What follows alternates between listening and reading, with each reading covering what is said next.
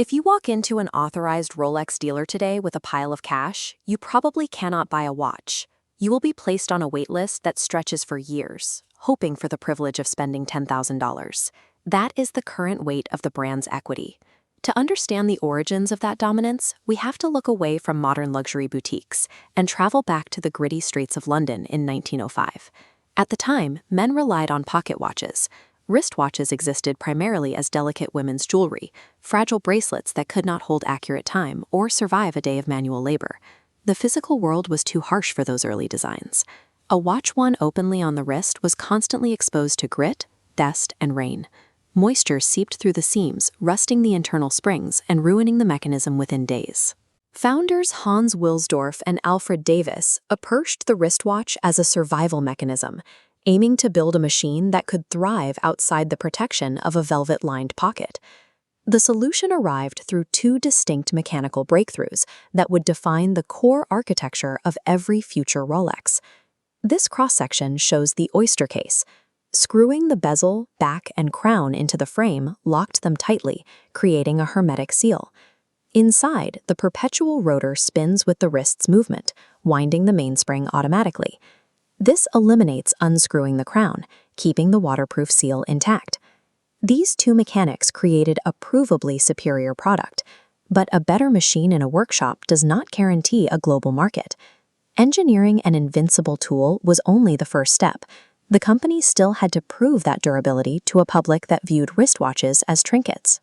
Rolex bypassed traditional print advertisements and instead adopted a strategy of proof-based marketing, staging extreme, real-world tests in unforgiving environments. The perfect opportunity arrived with Mercedes Gleitz. In 1927, as she prepared for a grueling attempt to swim the English Channel, Wilsdorf provided her with an oyster watch to wear for the duration of the crossing. For over 10 hours, Gleitz battled freezing temperatures and corrosive saltwater. The watch remained submerged, exposed to the constant impact of the waves. When she emerged, the watch was still ticking perfectly. Rolex aggressively capitalized on the event, purchasing the entire Daily Mail front page to showcase the watch's survival to millions of readers. This publicized evidence shifted the cultural perception of the wristwatch. It was no longer a delicate accessory, but a tool built for survival. Once the public accepted the watch's physical durability, the company looked toward a new frontier to maintain its growth. To expand, the company targeted the wrists of high achievers. By providing watches to explorers, to professional athletes, and to race car drivers, they ensured the Rolex silhouette was always present in moments of triumph. This strategy included placing the watch on the wrist of James Bond. The association linked the brand to a specific archetype of rugged sophistication and capability. The connection continued with Paul Newman, whose constant use of his Daytona linked the brand to the glamour of Hollywood and the high-stakes risk of professional motorsport. Owning a Rolex began to signal that the wearer shared the same grit and success as the icons seen wearing them on screen and on the track. In the modern era, ubiquitous technology like smartphones has reduced the functional need for a mechanical watch to zero. This chart shows an unusual economic trend.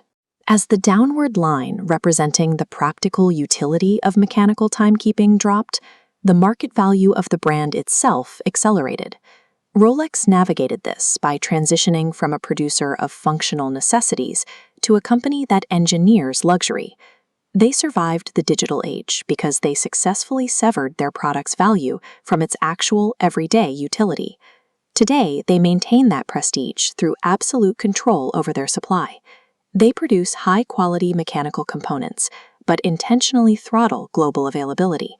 This engineered scarcity generates the current wait lists, turning consumers into petitioners who must wait months or years for the opportunity to buy.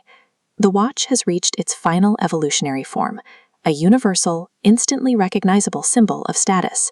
By turning a mechanical instrument into a manufactured cultural artifact, Rolex ensured their survival. The watch became a silent broadcast of individual achievement, the ultimate marketing victory.